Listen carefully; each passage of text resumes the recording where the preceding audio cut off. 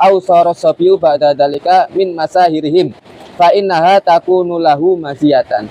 Kemudian berkah lain yang selain sanad tadi itu adalah anak yang diajak sowan kepada ulama ini mempunyai maziyah, mempunyai keistimewaan yang akan mempengaruhi pembentukan karakter anak di masa depan. Yakni anak mereka akan menjadi ulama, barokahnya sowan kepada ulama-ulama tersebut.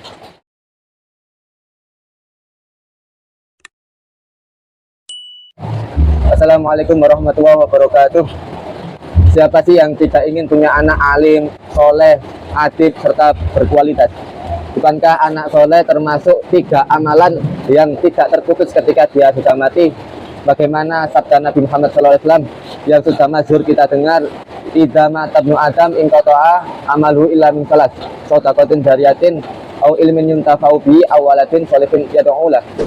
Selain itu, anak soleh juga sebagai qurratu ain, penyejuk mata bagi kedua orang tuanya. Apalagi mereka sudah beranjak tua, sebagaimana kutipan dawuh, laisa sayun aqra li ainil mu'min min ayyara zaujatahu wa auladahu muti'ina lillahi azza wajal. Atau kama qala. Yani tidak ada sesuatu yang menjadi penyejuk mata, menjadi penenang hati daripada melihat istri, melihat anak mereka senang beribadah kepada Allah Subhanahu wa taala. Ini kalau orang waras ukurannya ya ketika melihat anaknya soleh, melihat anaknya berbakti kepada orang tua, ini hatinya senang. Itu kalau orang waras. Kalau bukan orang waras ya beda lagi, yang jadi ukuran adalah uang. Kemudian watak dan tabiat manusia itu dia tidak ingin diungguli orang lain. Dia hanya senang, dia hanya bahagia ketika anaknya sendiri yang lebih baik, yang mengungguli dia. Sebagaimana yang dikatakan dalam kitab Fawaidul Mukhtaroh Habib Zain bin Smith, ma yafrahul insanu biahatin yakunu khairan minhu illa waladahu. Yakni manusia itu tidak senang ketika ada salah satu di antara seseorang yang mengungguli dia, illa waladahu, kecuali anaknya sendiri. Wa huwa yafrahu ayyakuna khairan minhu, dan dia justru senang ketika anaknya lebih baik darinya. Dia bisa hafal juz 30, ketika anaknya hafal 30 juz, maka orang tua ini akan senang sekali. Bahkan orang tua itu ketika nakal tidak ingin anaknya nakal seperti dirinya. Ini satu tabiat dari seseorang, apalagi orang tua kepada anaknya. Mengamati kutipan-kutipan tersebut yang sudah saya sampaikan tadi, betapa beruntungnya orang yang mempunyai anak soleh, soleha, alim, adib, serta berkualitas. Lalu bagaimana cara agar anak-anak kita ini menjadi orang-orang soleh, menjadi seorang ulama? Di antara amalan-amalan orang tua agar anak bisa menjadi alim, bisa menjadi kiai, bisa menjadi orang soleh, sebagaimana yang saya kutip dalam kitab Manhajus Sawinya Habib Zain bin Smith, yang nanti akan saya bacakan, adalah mengajak anak untuk sowan kepada kiai. Banyak ulama-ulama kita yang nanti akan saya sebutkan satu persatu, ketika masih kecil diajak oleh orang tuanya sowan kepada kiai, kepada ulama, sehingga anak tersebut itu menjadi ulama pula. Ini saya akan bacakan. Qala Sayyiduna Al-Imam Idrus bin Umar Al-Habsyi, nafa'ana wa bi. Sayyiduna Idrus bin Umar berkata, inna min adatis salafi hamla auladihim asyigori ila hadratil akabir. Yakni kebiasaan ulama-ulama salaf dulu itu selalu membawa anak-anak mereka sowan kepada ulama-ulama besar atau ulama di daerah tersebut. Supaya apa? Liyubariku alaihim wa yad'ulahum, agar ulama yang disowani tersebut itu memberi keberkahan kepada anak-anak mereka dan mendoakan kepada anak-anak mereka yang diajak sowan itu. Wa ya'uduna dzalika minal akhdi anhum wa huwa akhdu tabarukin. Kebiasaan ini, hal semacam ini itu bisa dikatakan sebagai mengambil sanad kepada ulama tersebut, ulama yang disowani tersebut, meskipun pengambilan sanad berstatus tabaruk. Wa in kana nazilan an rubatil ahdi tami. Meskipun kita tahu bahwa pengambilan sanad seperti ini itu derajatnya kurang dibanding dengan mengambil sanad secara langsung, belajar dari awal sampai akhir. Walakinnahu idza kana an masahiril akabir au sarasabiu ba'da dalika min masahirihim fa innaha takunu lahu maziyatan. Kemudian berkah lain yang selain sanad tadi itu adalah anak yang diajak sowan kepada ulama ini mempunyai maziyah, mempunyai keistimewaan yang akan mempengaruhi pembentukan karakter anak di masa depan. Yakni anak mereka akan menjadi ulama, barokahnya sowan kepada ulama-ulama tersebut.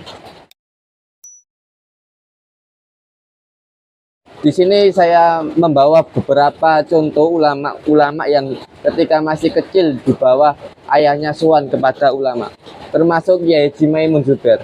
Mbah Mun sendiri pernah bercerita sewaktu kecil sering diajak ayahnya sowan ke beberapa ulama. Di antara yang disowani Mbah Mun bersama ayahnya Kiai Zubair Dahlan adalah Mbak Ihsan Jampes, pengarang kitab Sirajul Talibin. Dan beliau berkata, tak iling-iling sampai mati, tak iling-iling sampai dino kiamat. Ini kata beliau. Momen tersebut diingat beliau sampai akhir hayat. Ini bukti bahwa keberkahan ilmu beliau, kealiman beliau itu diantaranya disebabkan karena ketika masih kecil beliau diajak ayahnya sowan kepada ulama besar, yakni Mbak Ihsan Jampes Kediri.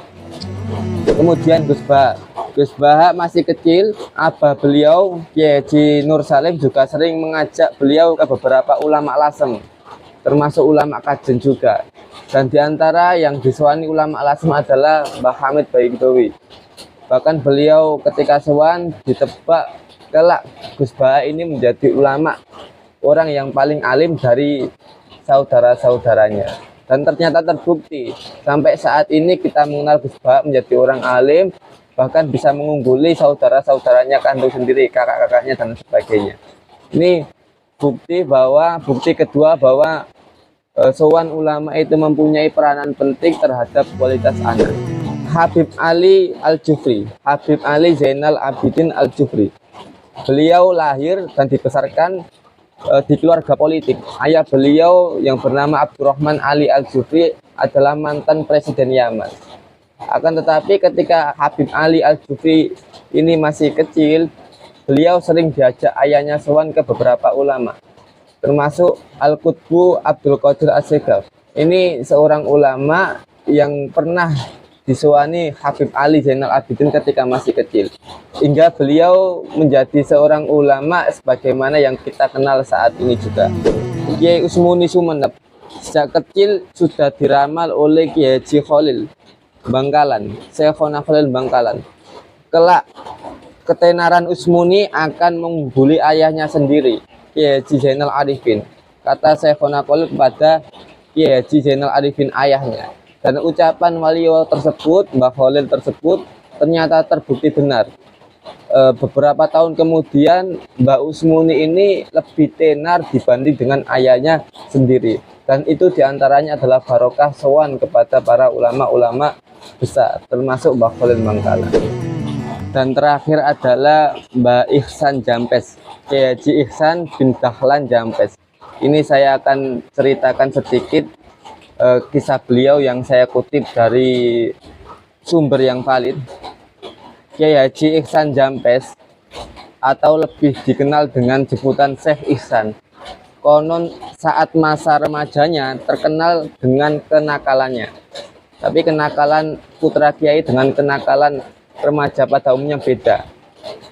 Kegemarannya menyaksikan pertunjukan wayang kulit dan bermain membuatnya sering keluyuran hingga tengah malam.